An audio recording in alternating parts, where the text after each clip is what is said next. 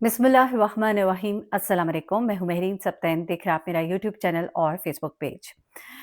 दो बेटों की माँ, दो जवान बेटों की माँ, जिसकी बड़ी उम्मीदें होती हैं, बेटे जवान होंगे, माँ को सँभालेंगे। एक ऐसी माँ जिसने अपनी ज़िंदगी में बहुत मेहनत की हो, बड़ी मुश्किल से बच्चों को बड़ा किया हो। एक ऐसी माँ की तो उम्मीदें अपने जवान बेटों से बहुत-सी होती हैं। लेकिन जब कभी-कभी ऐसे हालात वाक़यात आ जाते हैं कि उसी माँ को अपने एक नहीं बल्कि दोनों बेटों से हाथ धोना पड़े, और वो भी उस बेटे की वजह से जिसे वो अपना बड़ा ही काबिल बेटा समझती थी, जिसे वो अपना बड़ा ही ज़हीन बेटा, अपने बुढ़ापे का सहारा समझती थी, उसी बेटे की वजह से उसे अपनी जवानी के सहारे से, अपने बुढ़ापे के सहारे से हाथ धोना पड़े। जी हाँ, ऐसा ही कुछ होता है लाहौर में। ऐसा वाक़या जिसको सोचकर इंसान परेशान हो जाता है। इंसान सिर्फ़ अपनी ज़ात के बारे में सोचता है। एनीवे, कहानी की तरफ आते हैं, वाक़ये की तरफ आते हैं। ये ख़ातून जो है लाहौर की रिहायशी, और इन्होंने अपनी ज़िंदगी जो है ये बड़े मुश्किल हालात में गुज़ारी, जहाँ पर इनके शौहर जो हैं जवानी में उनका इंतकाल हो जाता है। अल्लाह ताला इनको 2 बेटों से नवाज़ता है। बड़े बेटे और छोटे बेटे के दरमियान तकरीबन 6 साल का फ़र्क है। और बड़ा बेटा जो है वो बड़ा ज़हीन भी था, पढ़ाई में भी बहुत अच्छा था। लेकिन अल्लाह की तरफ से, कुदरत की तरफ से जो छोटा बेटा था, वो ज़हनी तौर पर आप कह लीजिए कि कमज़ोर था, माज़ूर था। उसके हालात ऐसे थे कि वो चीज़ों को समझ नहीं पाता था। अब ऐसे में वालिदा ने इस पर भी सब्र-शुक्र किया कि चलो अल्लाह ने 2 बेटे दिए हैं, और ठीक है, मैं इसको किसी न किसी तरह से सँभाल लूँगी, बड़ा कर लूँगी।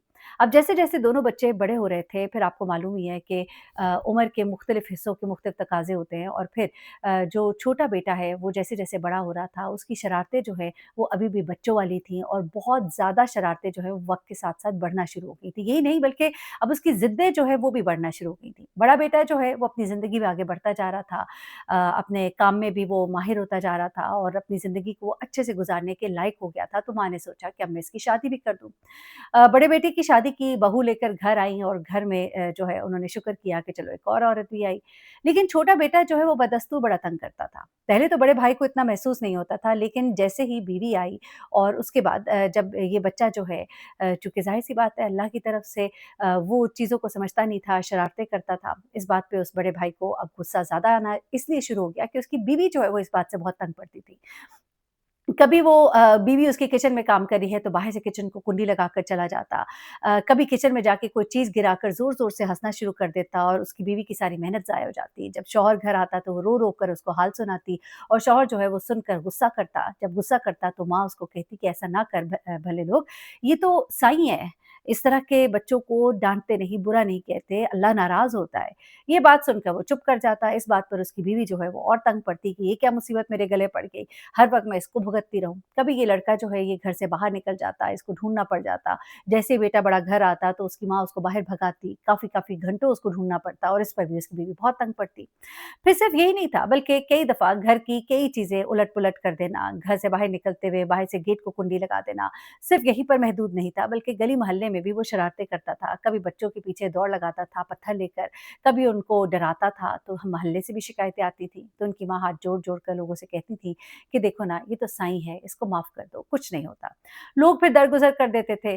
कभी किसी के घर के दरवाज़े के बाहर पत्थर रख कर आ जाता था, कभी लोगों के घर के बाहर पानी गिरा कर आ जाता था। इस तरह की उसकी शरारतें जो है वो चलती थीं, और जब भी उसका भाई घर आता था तो मोहल्ले का कोई न कोई शख्स आकर इसके भाई को इसके छोटे भाई की शिकायत करता था। अब ये चीज़ें जैसे-जैसे ज़्यादा हो रही थी, या कह लीजिए कि शायद उनको इतना पहले महसूस नहीं होती थी, लेकिन घर में एक और फ़र्द के आने से, जिसको शायद उसकी आदत इस तरह से नहीं थी, क्योंकि ये तो बड़ा भाई उस छोटे भाई के साथ बड़ा हुआ था, तो वो भी तंग भी पड़ता था, लेकिन उसको बर्दाश्त करने की आदत, और माँ के बार-बार कहने और माँ की बेवफ़ी को देखते हुए वो इन बातों को बर्दाश्त कर जाता था। लेकिन अब जब आए रोज़ बीवी जो है वो उसके सामने रोना डालती थी, और परेशानी का इज़हार करती थी, और अलग होने की बातें करना शुरू करती थी, इस चीज़ ने उसको बड़ा परेशान कर दिया था। घर उनका आबाई था, बाप का दिया हुआ था, उस घर से अगर कहीं बाहर जाते तो इस नौकरी में, इन हालात में गुज़ारा मुश्किल था। अब उसे समझ नहीं आती थी कि वो क्या करे? आखिर एक दिन उसने अपनी माँ से बात की कि मैं बड़ा तंग हूँ, और मेरी बीवी भी बड़ी तंग है, इसको कुछ समझाएँ, ये तो कोई तरीका नहीं है, मुझे समझ नहीं आती कि मैं इसका क्या करूँ? तो इसकी माँ ने कहा कि देख ऐसा ना कर, अच्छा यूँ करो कि डेरे पर जाओ, डेरे पर वहाँ पर एक उनका ज़मींदार है, उससे बात करो, ये अगर वहाँ पे उसके जानवरों को सँभाल लेगा या उसकी काम वग़ैरह करेगा, वहाँ इसका दिल लगा रहेगा। ये कहता है चलो माँ मैं जाता हूँ तो हूँ, लेकिन जिस तरह की इसकी हरकतें, इसको रखेगा कोई नहीं। लेकिन माँ कहती है नहीं, नहीं चल तू जा तो सही ना, वो अच्छा अल्लाह वाले लोग हैं, वो इसको रख लेंगे। अच्छा, अब ये माँ बच्चे को बड़ा अच्छा-सा तैयार करके, उसको अच्छे कपड़े पहना के, उसको कंघी-शंघी करके, प्यार करके, खाना खिला के, बड़े भाई के साथ रवाना करती है। अब बड़ा भाई जो है इसको लेकर डेरे पर जाता है ज़मींदार के और उसको जाकर कहता है कि भाई को रखवाने के लिए आया हूँ, हालात भी अच्छे नहीं हैं और दूसरा ये ज़रा-सा साईं है, इतना उसे नहीं बताया, थोड़ा-सा झल्ला-सा है, तो चलिए इधर आपके काम करता रहेगा, आपकी बात सुनता रहेगा और यहाँ पर इसका भी ज़रा दिल लगा रहेगा। ज़मींदार कहता है, "अच्छा चल ठीक है।" तो वो उसको कोई काम कहता है छोटा-सा, तो वो उसको खड़े होके देखकर हँसना शुरू कर देता है ज़ोर-ज़ोर से। वो समझ जाता है फ़ौरन ही कि ये तो बिल्कुल ही इसका दिमाग ठीक नहीं है। अब यहाँ पर वो उसे कहता है, "ओ भाई, तू मेरे पास इस तरह से पागल को लेकर आ गया है, मैं इसको रखूँगा तो ये मेरे पूरे इसको बाड़े को आग लगा दे। मैं तो ऐसा बंदा नहीं रख सकता, तो इसे ले जा, तूने मुझे पागल समझा हुआ है।" अच्छा, अब ये वहाँ से निकलता है और बड़ा इसको गुस्सा आता है, भाई को पहले डाँटता है कि तुझे किसने कहा था हँसने को, अच्छा खासा तुझे काम पे लगवा रहा था। वो और ज़ोर-ज़ोर से हँसना शुरू हो जाता है, कहता है, "लगा पता तुझे, लगा पता तुझे?" अच्छा, ये बात सुन के उसको खूब गुस्सा आ जाता है। अब यहाँ पर ये एक बड़ा ही उल्टा-सा इरादा करता है और ये उल्टा इरादा ये करता है कि इससे जान ही छुड़ा ली जाए। बजाए घर ले जाने के इसको मैं यहीं पर कहीं फेंक कर फारिग हो जाता।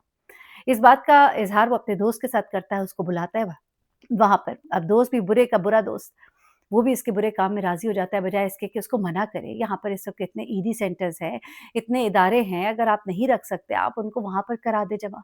लेकिन यहाँ पर इसको पकड़े जाने पर इसने ये कहा कि मैं तो मेरी माँ ने कभी इसको जाने नहीं देना था। आपको पता ही है ईदी में बाहर झूले पड़े हैं, बच्चों को ज़िंदा ना मारे, बल्कि यहाँ झूले में डाल जाएँ। तो उसके बावजूद बस इसके ज़हन पर शैतान था, इसने क्या किया कि उसके साथ मिलकर इसका पहले गला जो है वो दबाया, उसके बाद इसको इसने इसके हाथ-पाँव रस्सी से बाँधे, पहले गला दबाने के बाद इसको वहाँ पर नहर थी उसमें फेंक दिया और उसके बाद ये जो है रास्ते में फेंकने के बाद अपने घर वापस आ गया। माँ ने सवाल किया बेटा किधर है? तो इसने कहा कि जी वो काम पर लगा दिया। माँ ने कहा अच्छा चलो ठीक है, अच्छा हो गया। 2-3 दिन बाद जब दिल उदास हुआ तो कहा ज़रा मेरी बात तो करा दे। तो उसने कहा कि अम्मी अभी तो गया है काम पर, क्या करती हो? हफ्ता इसी तरह गुज़र गया। माँ बड़ी बेचैन थी, अजीब-अजीब ख़्वाब आ रहे थे, वसवसे दिल में उठ रहे थे। बेचैनी से जब परेशान हुई तो बेटे से कहा कि नहीं तू मेरी उससे बात करा। तो आखिर ये प ज़ाहिर-सी बात है क्या करता है इसने फ़ोन मिलाया माँ के सामने और फिर उसको कहता है कि अम्मा वो तो वहाँ से भाग गया है। माँ तो सख्त परेशान, कहती है तू जा पता कर उसका, पुलिस में कंप्लेन करा। फिर आखिरकार माँ के ज़ोर देने पर और खूब रोने-धोने पर ये पुलिस स्टेशन जाता है माँ के साथ, वहाँ पे कंप्लेन कराता है। लेकिन वहाँ पर कंप्लेन कराने से पहले माँ को कह देता है कि वहाँ पे ये ना बताना हमने डेरे पर रखवाया था। हमारे ऊपर उल्टा केस हो जाएगा कि एक ऐसा बच्चा जो ज़हनी तौर पे माज़ूर है उसको इस तरह से हमने उसके साथ चाइल्ड लेबर और ये वो चीज़ें। तो माँ जो है सो खामोश हो जाती है लेकिन फिर उसकी रिपोर्ट करा कर ये घर आ जाते हैं। अब पुलिस भी अपनी तरफ से जितना छोटा-मोटा कार्रवाई करती है, कुछ पता नहीं लगता। कुछ दिनों के बाद एक रिपोर्ट आती है, कॉल आती है पुलिस स्टेशन कि नहर से कोई लाश बरामद हुई है। उसके बाद वो उसको टैली करते हैं और उसके घरवालों को फ़ोन करते हैं। पता लगता है इन्हीं का बच्चा है। माँ रोती है, चीखें मारती है, बेटा भी चीखें मारता है। लेकिन वहाँ पर रोता-धोता तो बहुत है, लेकिन साथ ही कह देता है कि हमने कोई कार्रवाई नहीं करनी। साईं था, कुछ हो गया होगा, हम किसी बेगुनाह को नहीं फँसवाना चाहते। पुलिस को वहाँ पर उस पर शक हो जाता है। अब माँ जो है वो अब चूँकि रोती है तो वो सब कुछ सच-सच बताती है, कहती है हमने तो इसको डेरे पे रखवाया था।